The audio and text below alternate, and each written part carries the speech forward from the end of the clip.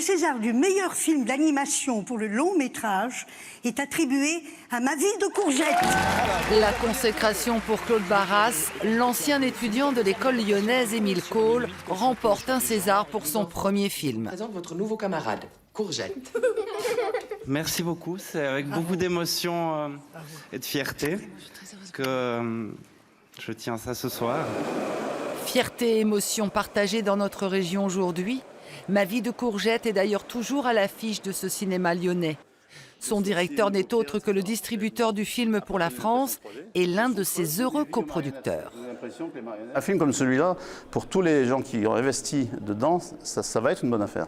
Mais ça, on le sait aujourd'hui. Mais on ne le savait évidemment pas il y a 4 ans, il y a 5 ans, quand on a décidé d'investir. On ne le savait pas quand on le fabriquait. Enfin, voilà, ces métiers-là fonctionnent sur des paris artistiques et financiers. C'est le propre même de la production. Pari gagné aussi pour Rhône-Alpes Cinéma qui a investi 500 000 € dans ce long métrage d'animation entièrement tourné dans les studios de Pôle Pixel à Villeurbanne. Ma vie de courgette, adapté du livre autobiographique de Gilles Paris, raconte l'histoire d'un garçon accueilli dans un orphelinat, un sujet pas si facile que cela à promouvoir. Au début, on se posait beaucoup de questions, justement à cause du sujet du film, à cause de la technique. On se disait, est-ce qu'on va arriver à avoir à concerner à la fois les enfants et les familles, et à toucher aussi un public cinéphile adulte. Et c'est ce qu'on voulait faire sur ce film-là. Voilà, en tant que distributeur, c'est vrai que j'ai la satisfaction de me dire que sur la France, on a pas mal réussi à faire ça.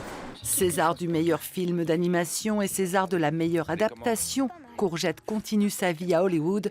Le film est nommé aux Oscars demain soir. On sourit. Ouais.